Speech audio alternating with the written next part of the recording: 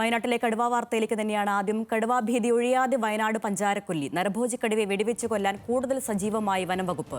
80 അംഗ RRT 10 സംഘങ്ങളായ കടുവയെ പിടികൂടാൻ പ്രദേശത്ത് തിരച്ചിൽ ശക്തമാക്കും. കടുവാ സാന്നിധ്യമുള്ള പ്രദേശങ്ങളായ പഞ്ചാരക്കൊല്ലി, മേലേച്ചിറക്കര, പിലാക്കാവ്, 3 റോഡ് ഭാഗം, മണിയംകുന്ന് ഭാഗങ്ങളിൽ ഇന്നു മുതൽ 48 മണിക്കൂർ കർഫ്യൂ പ്രഖ്യാപിച്ചു. വയനാട്ടിൽ നിന്നും രതീഷ് വാസുദേവൻ ചേരുന്നു വിവരങ്ങളുമായി. രതീഷ്, ഈ കടുവയെ പിടികൂടാൻ കൂടുതൽ സജീവമായിരിക്കുന്നു വനം വകുപ്പ്. ഇന്നത്തെ ദൗത്യം അതെങ്ങനെയായിരിക്കും? എപ്പോഴാണ് ദൗത്യസംഘം സ്ഥലത്തെത്തുക? നമുക്കറിയാം, ഇന്നലെ പ്രത്യേക ഉന്നതതല യോഗത്തിലാണ് കടുവയെ നരഭോജി കടുവയായി പ്രഖ്യാപിച്ച്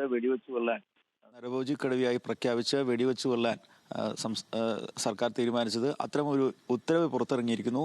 ഇത്രയും ദിവസം 3 തരത്തിൽ കടുവയെ ഒന്നുകിൽ മയക്കുവെടി വെച്ച് പിടികൂടാം, അല്ലെങ്കിൽ കെണി വെച്ച് പിടികൂടാം, അവസാന ഘട്ടത്തിൽ വെടിവെക്കാം എന്ന തരത്തിലാണ് ഇതിൻ്റെ മാനദണ്ഡങ്ങൾ ഉണ്ടായിരുന്നത്. പക്ഷേ വീണ്ടും ഇന്നലെ ഒരു RRT സംഘത്തെ കൂടി ആക്രമിച്ച ഒരു സാഹചര്യമുണ്ടായി. അദ്ദേഹത്തിന് പരിക്കേറ്റ സാഹചര്യമുണ്ടായി.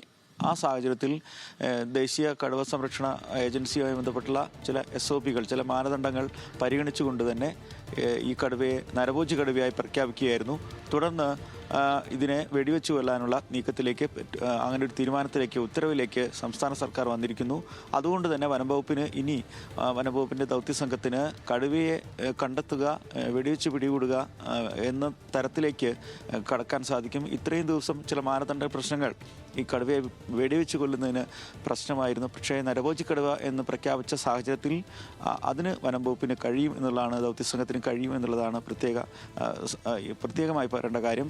മാത്രവുമല്ല, ഇന്നു മുതൽ ഒരു 30 അംഗ പ്രത്യേക സംഘം, ഷാർപ്പ് ഷൂട്ടേഴ്സായ അവിടെ കൂടുതൽ അംഗങ്ങളുള്ള ഒരു പ്രത്യേക സംഘം ഇന്ന് ഈ മേഖലയിൽ കടുവ സാന്നിധ്യം സ്ഥിരീകരിച്ച, കടുവയെ ലൊക്കേറ്റ് ചെയ്ത പ്രദേശങ്ങളിൽ ഡോക്ടർ അരുൺ സക്രിയുടെ നേതൃത്വത്തിൽ തന്നെ ഈ ദൗത്യത്തിന് വേണ്ടി ഒരുങ്ങുന്നുണ്ട് എന്നാണ് വളരെ പ്രധാനപ്പെട്ട കാര്യം.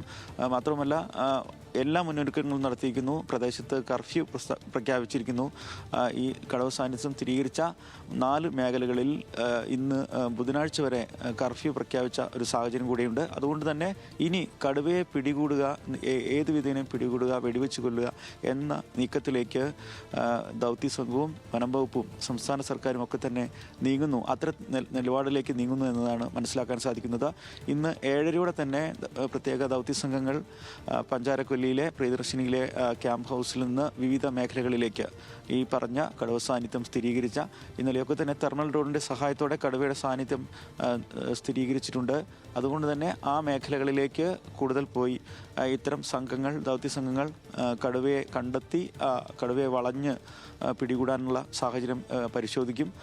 കൂടുതൽ വ്യക്തതയുള്ള ഇടങ്ങളിൽ, കടുവയുടെ സാന്നിധ്യം കൂടുതൽ അടുത്തുള്ള ഇടങ്ങളിൽ അത്തരം ദൗത്യ സംഘങ്ങളെ എത്തിച്ച് ഇത്തരത്തിൽ കടുവയെ വെടിവെച്ച് കൊല്ലുക എന്ന് തന്നെയാണ് വനംവകുപ്പിൻ്റെ ഉദ്ദേശം. ഇന്നലെ മന്ത്രി തന്നെ അത് വളരെ വ്യക്തമാക്കി.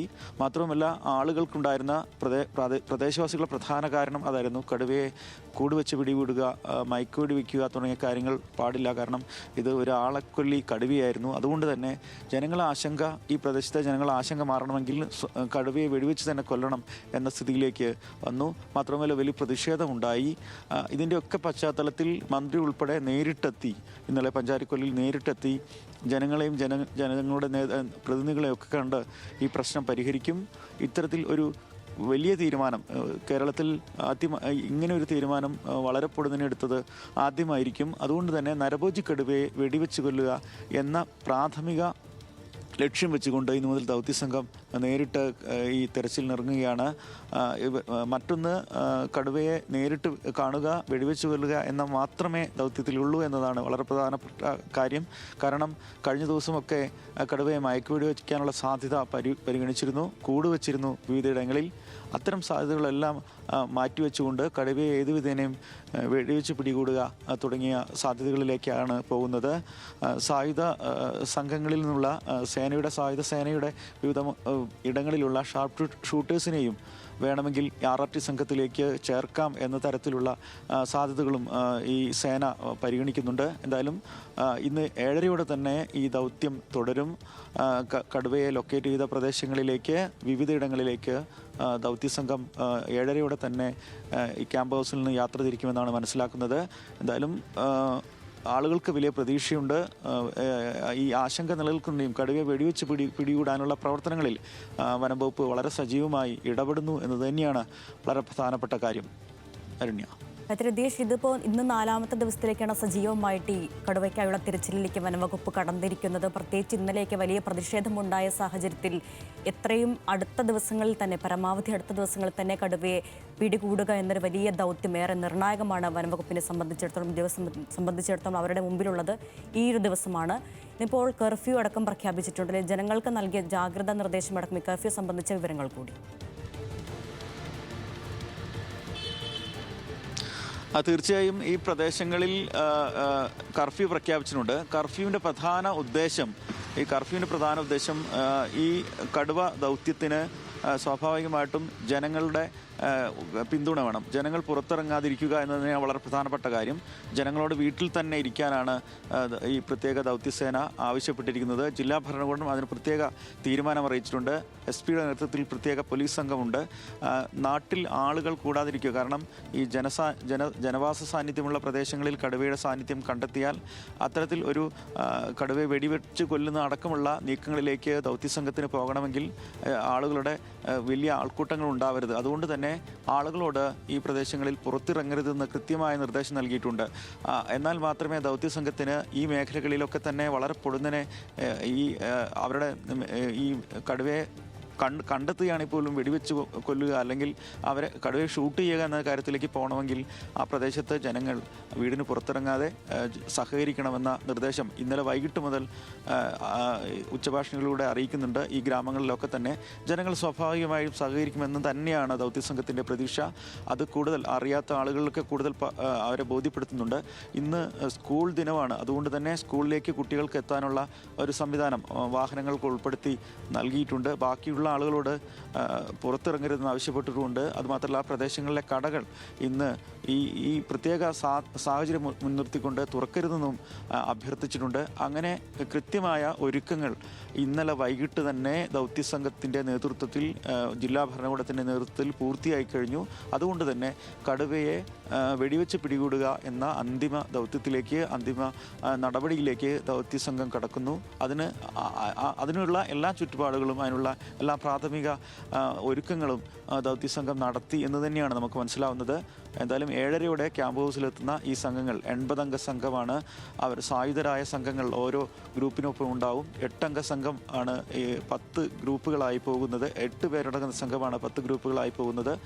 കൂടാതെ അരുൺ സക്രിയുടെ നേതൃത്വത്തിലുള്ള പ്രത്യേക വിദഗ്ധരായിട്ടുള്ള പ്രത്യേക ഡോക്ടർമാരുടെയും ഒക്കെ നേതൃത്വത്തിലുള്ള വിദഗ്ധ സംഘവും ഇവർക്ക് ഈ ഗ്രൂപ്പുകൾക്ക് സഹായവും നിർദ്ദേശങ്ങളുമായി അവരോടൊപ്പം തന്നെ പ്രദേശത്തുണ്ടാവും.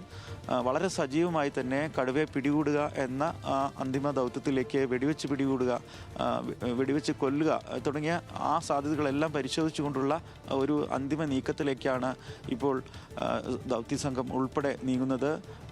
ജനങ്ങളുടെ സഹകരണം, കഴിഞ്ഞ ദിവസത്തെ പ്രതിഷേധമൊക്കെ വൈകാരികമായിരുന്നു എന്ന് മന്ത്രിയും അതുപോലെ ജനങ്ങളും തിരിച്ചറിയുകയും പരസ്പരം ഏറ്റുപറയുകയും ചെയ്തു. എന്തായാലും ഈ ദൗത്യത്തോട് സഹകരിക്കാം എന്ന് നാട്ടുകാരും വനംവകുപ്പിൻ്റെ പരമാവധി സാഹചര്യം ഉപയോഗപ്പെടുത്തിക്കൊണ്ട് കടുവയെ എത്രയും പെട്ടെന്ന് വെടിവെച്ച് കൊല്ലുക എന്ന നീക്കത്തിലേക്ക് വനംവകുപ്പ് കടക്കുമെന്നും ദൗത്യസംഘം കടക്കുമെന്നും മന്ത്രിയും ഇന്നലെ ഉറപ്പു നൽകി. അതുകൊണ്ട് തന്നെ ജനങ്ങൾക്ക് ഒരു താൽക്കാലിക ആശ്വാസമുണ്ട്. കടുവയെ വെടിവെച്ച് പിടികൂടും ദൗത്യസംഘം. അത് കാത്തിരിക്കുകയാണ് നാട്ടുകാർ.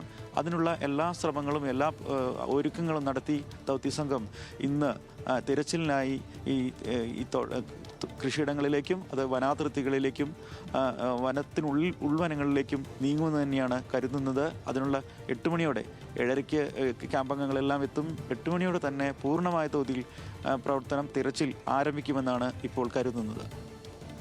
അതാണ് വയനാട്ടിലെ നരഭോജിക്കടുവയെ വെടിവെച്ച് കൊല്ലാനുള്ള പദ്ധതികൾ കൂടുതൽ സജീവമാക്കിയിരിക്കുന്നു വനംവകുപ്പ്. ഇന്ന് 80-അംഗ RRT ടീം 10 സംഘങ്ങളായി തിരഞ്ഞാണ് പ്രദേശത്ത് തെരച്ചിൽ ശക്തമാക്കുന്നത്. വിവിധയിടങ്ങളിൽ ഇന്ന് 48 മണിക്കൂർ കർഫ്യൂ പ്രഖ്യാപിക്കുകയും ചെയ്തിട്ടുണ്ട്. വയനാട്ടിൽ നിന്നും രതീഷ് വാസുദേവനാണ് വിവരങ്ങൾ നൽകിയത്.